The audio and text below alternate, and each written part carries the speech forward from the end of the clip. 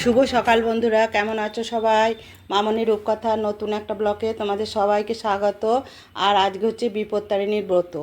আজকে আমি বিপত্তারিণীর পুজো ঘরেতে দিচ্ছি, আর আমার হাজব্যান্ড মন্দিরে পুজো করিয়ে নিয়ে এসেছে। হ্যাঁ, কিন্তু আমি তো তোমাদের আগেই বলেছি আমি ঘরের দেবতাকে পিছন করে আমি বাইরে পুজো দিতে যাই না। কিন্তু আমার হাজব্যান্ড যেহেতু বিপত্তারিণী পুজো, সেই জন্যে এখানে আমাদের মানে সর্বমঙ্গলা ঠাকুর আছে, সেই ঠাকুরের কাছে পুজো করিয়ে নিয়ে এসেছে সকালে উঠি। কিন্তু ওখানে গেলে জানো তো, মানে এত ভিড় মানুষ পদপিষ্ট হয়ে মারা যাবে এরকম ভিড়। আমার মেয়ে দোকান গেছে, বলছে মা টোটো লাইন দেখলে তোমার মাথা খারাপ হয়ে যাবে, তাহলে কতটা ভিড়। আবার অনেকে ছবি ছেড়েছে, সেটাও দেখছি, বিশাল লাইন, মানে মন্দিরের ভেতরেই কেউ ঢুকতে পারবে না। যাই হোক, আমার ঘরের দেবতাকে আমি আমার ভক্তি করে আমার মানে যেটুকু সামর্থ্য সেইটুকু দিয়ে আমি আমার মাকে আমি পুজো দিচ্ছি। আর দেখবে নিজের মনের ভক্তিটাই আসল কথা। আড়ম্বরে কিছু আসে যায় না। আমার একটু ফলমূল মিষ্টি দিয়ে পুজো দেওয়া দরকার, আমি সেইটুকুই ফলমূল মিষ্টি দিয়ে আমি মাকে পুজো দিয়ে কর্পূর দিয়ে আরতি করে নিলাম। আর আমার পুজো দেখো আমার শেষ হয়ে গেল পুজো করা। এবারে আমি নিচে গিয়ে, আজকে তো নিরামিষ রান্না হবে, হাজবেন্ড আর বড় মেয়ে ভাত খাবে, রাই তো আগেই খেয়ে স্কুল চলে গেছে। ওদের জন্য কিছু সেরকম রান্না করব না। ওদের বলেছি আলু সিদ্ধ আর পোস্তর বড়া করে দেবো, ওরা ওই দিয়ে খেয়ে নেবে। হাজবেন্ড তো দুধ খেতে ভালোবাসে, ওকে এক বাটি দুধ দেবো, দুধ দিয়ে ভাত খেয়ে নেবে। তারপরে দেখো, আমি সকালবেলায় কিন্তু এটা আমার প্রথম না দ্বিতীয় পুজো হচ্ছে। আমি ফার্স্ট মর্নিংয়ে একদম গায়ে একটু জল ঢেলে বাসি কাপড় ছেড়ে এসে আমি গোপুসোনাদের ঘুম থেকে তুলে ঠাকুরের বাসন ধুয়ে আমি গোপুসোনাদের জল বিস্কুট দিয়ে, তারপরে মা তারার চরণে ফুল, মা তারাকেও জল মিষ্টি দিয়ে আমি তোমার মানে পুজো করে গিয়েছিলাম। তারপরে ঘর দুয়ার এবারে পরিষ্কার পরিচ্ছন্ন না করলে, আজ বিপত্তারিণীর পুজো বলো, একটু তো পরিষ্কার পরিচ্ছন্ন করতেই হবে। ওই জন্য আমি একটু ঘর দুয়ার সব পরিষ্কার পরিচ্ছন্ন করে নিলাম, করে নিয়ে স্নান করে তোমার আমি ঠাকুর ঘরে চলে এলাম। আজকে আবার শনিবার ধরো, ওই জন্যই বজরঙ্গলিকে একটু তোমার মানে অরেঞ্জ সিঁদুর মানে পরিয়ে দিলাম, আমিও একটু পরে নিলাম। আমি মঙ্গলবার আর শনিবার একটু বজরঙ্গলিকে অরেঞ্জ সিঁদুর দিয়ে আমিও পরি। তারপরে দেখো পুজো টুজো হয়ে গেল, নেমে এলাম। আর কাজের মেয়ে আসতে এত দেরি করছে, এখন তোমাদের কী বলবো, ও 11:30টায় কাজে এলো, তারপরে আমি পুজো করতে গেলাম। তাহলে আমি সকালে আমার ঘরের পুজোটা আমি সেরে চলে এসেছিলাম, দিয়ে তারপরে তোমার নিজে আর এই যে লাল সুতোটা ঈশ্বরের মানে যেটা পুজো হয় ঈশ্বরকে দিয়ে, সেই লাল সুতোটা কিন্তু যদি আমি মন্দিরে যেতাম তাহলে ব্রাহ্মণ আমার হাতে বেঁধে দিত। কিন্তু ঘরে তো ধরো করেছি, এবারে ঘরের যে গুরুজন সেই বেঁধে দেয়, কিন্তু আমার গুরুজন তো স্কুল চলে গেছে, সে এখন কখন আসবে তারপরে বাঁধবে। আমি নিজেই নিজের গুরুজন হয়ে আমি নিজের লাল ধাগাটা আমি নিজেই বেঁধে নিলাম। আর এই লাল ধাগার যে কত শক্তি একমাত্র ঈশ্বরই জানে, আর যে পরে সেই জানে। তুমি যদি ভক্তি ভরে মনের ভক্তি দিয়ে আর ভালোবাসা দিয়ে এই লাল ধাগাটাকে স্মরণ করে তোমার হাতে তুমি পরো, তোমার সব বিপদ থেকে এই মা বিপত্তারিণী তোমাকে রক্ষা করবে। এই লাল ধাগার বিশাল শক্তি, যে পরে সেই জানে, তাছাড়া কেউ জানে না। তবে যে সবাই যে জানতে পারবে তা না, কিন্তু মনের ভক্তি দিয়ে আর ভালোবাসা দিয়ে তোমাকে একদম নিষ্ঠাভাবে এই তাগাটাকে পড়তে হবে। যদি তুমি এইটা নিষ্ঠাভাবে মনের ভক্তি দিয়ে পড়ো, তাহলে দেখবে তোমার এই তাগা তোমাকে কত বিপদ থেকে রক্ষা করবে। আর এই যে দূর্বাটা দেওয়া আছে না, এই দূর্বাটা কিন্তু মানতে হবে। এই দূর্বাটা যে হাতে বেঁধে আছো, এইটা পরে কিন্তু তোমার টয়লেট গেলে হবে না, তার আগে কিন্তু তাহলে দূর্বাগুলোকে খুলে দিয়ে তোমার কোনো জলে বা গাছের গোড়ায় দিয়ে তারপরে যাবে। আর যদি না এই দূর্বাটা পরে যদি তুমি টয়লেটে যাও, তাহলে তোমাকে কিন্তু স্নান করতে হবে। হ্যাঁ, সকাল থেকে তোমাদের কাছে আসতে পারি নাই, খুব ব্যস্ত ছিলাম আজকে, কারণ কাজের মেয়ে এলো 11:30টায়। আর আজকে বিপত্তারিণী ব্রত, জানো তো। এবার বিপত্তারিণী করবো, সকালবেলা হাজব্যান্ড পুজো দিয়ে নিয়ে চলে এসছে, কিন্তু আমি ঘরে মাকে তো পিছন করে তোমাদের বলেছি কিছু করি না, একটু পুজো করি, দিয়ে পুজোটা করলাম। পুজো করে দেখো নিচে এলাম। এবার কি রান্না করবো তোমাদের বলেছিলাম যে আমি ডালিয়ার খিচুড়ি করব, কিন্তু আজকে আমি ডালিয়ার খিচুড়ি করব না, আমি মুগ খিচুড়ি করব। আর দেখো আমি বাটিতে দেখো মুগ ডাল নিয়েছি, দেখিয়ে দিচ্ছি কী কী নিয়েছি। আর এইটাতে নিয়েছি কাজু আর কিশমিশ, আর এইটা নিয়েছি সাবু অল্প করে, আমি একাই তো খাবো, একটু বাড়াতে পারবে। আর এখানে আমি সব রকম সবজিটা কেটে নিয়েছি, দেখো দাঁড়াও একটু, এই দেখো সব রকম সবজিটা কেটে নিয়েছি, পটল, গাজর, তারপরে তোমার ক্যাপসিকাম, টমেটো এইসব কেটেছি, আলু এইসব কেটেছি। হ্যাঁ, আর এইখানে তোমার ভাজবো হচ্ছে তোমার আলু আর ঘি করলা, এটা ভাজবো। চলো তাহলে রান্নাটা করি আমার জন্য। আর ওদের ভাত আর হয়ে গেছে, পোস্তর বড়াটা এখন হয়নি, পোস্তটা করে নিই। তারপরে দেখো আমি কড়াইটা চাপিয়ে দিয়ে পোস্তটা বেটে নিয়েছি। হাজব্যান্ড আর মেয়ে খাবে, তোমাদের বলা আলু সিদ্ধ আর পোস্তর বড়া করে দিচ্ছি, আর আমিও একটা খাবো। আমি নিরামিষ করেই সব আজ করেছি। আজকে আর কোনো আমিষ কিছু নাই, পুরো একদম গ্যাস ট্যাস ধুয়ে মেজে পরিষ্কার করে নিয়েছি। দিয়ে দেখো পোস্তর বড়া করছি। পোস্তর বড়াটা হয়ে গেলে আমি আজকে তোমার মানে মুগ ডাল আর সাবু দিয়ে মুগ সাবু করব। খেতে ব্যাপক হয় জানো তো। আমি উপোস তাপাস করলে বেশিরভাগ এটা করেই খাই, কিন্তু আবার কোনো সময় ডালিয়াটাও ভালো লাগে, কিন্তু আমি আবার ডালিয়াটা খেতে পারি না একদম। আমার ডালিয়া খেতে একদম ভালো লাগে না। দেখছো তেলটা ভালো গরম হয়নি, পোস্তটা দিয়ে বড়াটা দিয়ে দিলাম, আর কেমন লেগে যাচ্ছে। একটু ভালো গরম না হলে না পোস্তর বড়া না এরম করে দিলে লেগে যায় খুব। আমি কিন্তু শক্ত করেই বেটেছি জানো তো। আগে পোস্তটাকে গুঁড়িয়ে নিয়েছিলাম, দিয়ে অল্প জল দিয়ে একটু বেটে নিয়েছি, আর একটু কাঁচা লঙ্কা 2-3টে দিয়ে বেটেছি।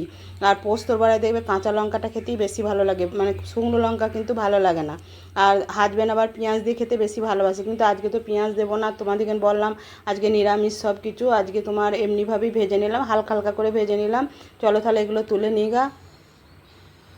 দিয়ে দেখো ওই তেলেতে আর একটু তেল দিয়ে দিলাম, তেল ছিল না যদিও, তেল দিয়ে আমি আলুগুলো নুন হলুদ মাখিয়ে রেখেছিলাম, দিয়ে আলুগুলো ভেজে নিলাম।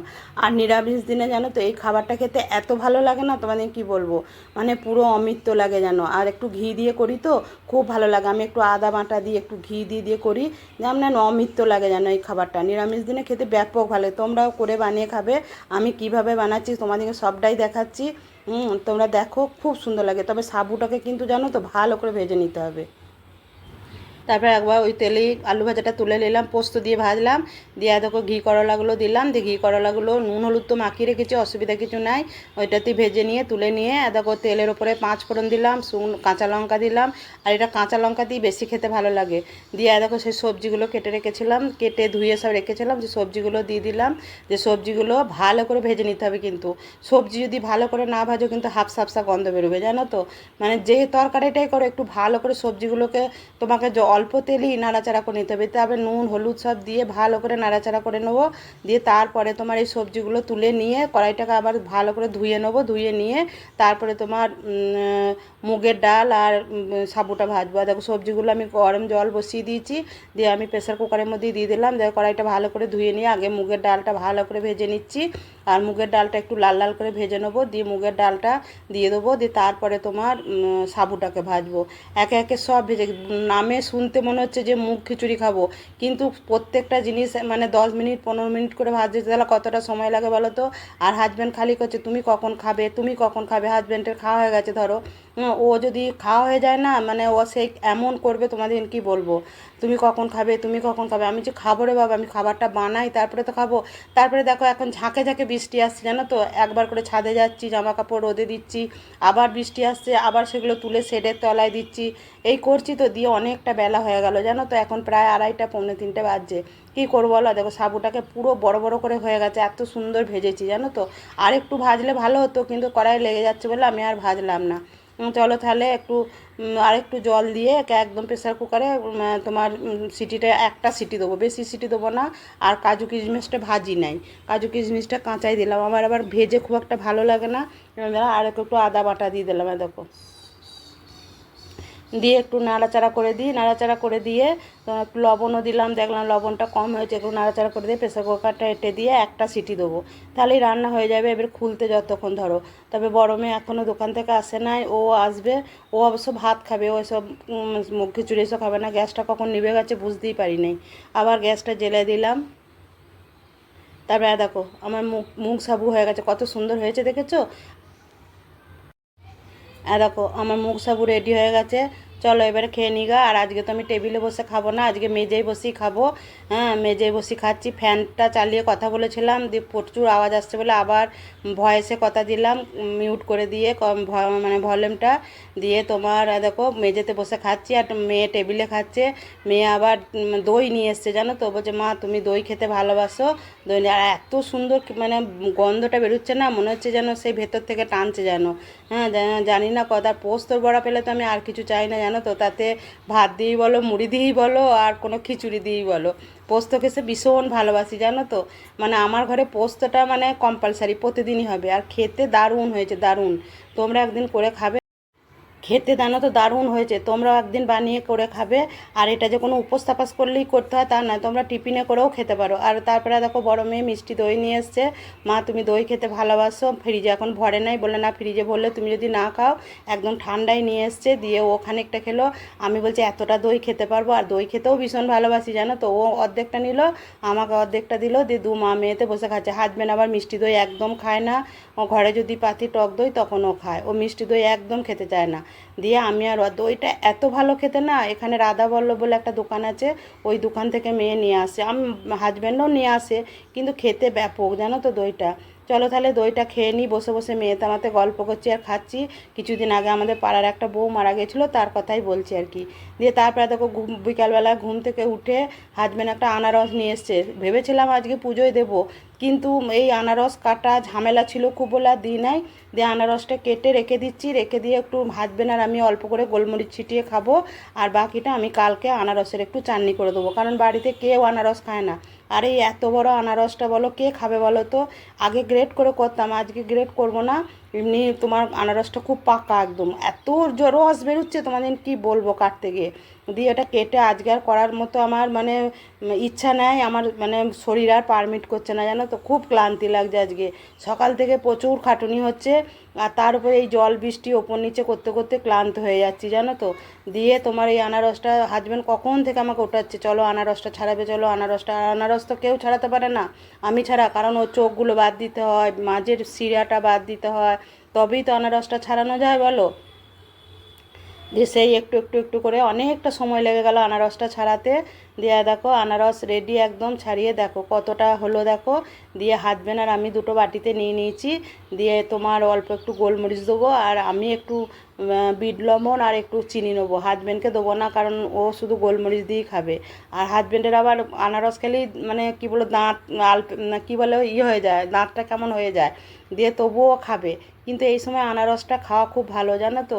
সিজনের যে ফল সেই সিজনে খেতে হয়, কারণ দেখবে তার একটা গুণ আলাদা থাকে। তাই আমরা একটু করে খাচ্ছি, আর বাকিটা তোমাদের বললাম কালকে করে দেবো, ওই যে তোমার চাটনি করে দেবো। তাহলে আজ ভিডিওটা এই পর্যন্তই, দেখা হবে নেক্সট একটা ব্লকে। টাটা।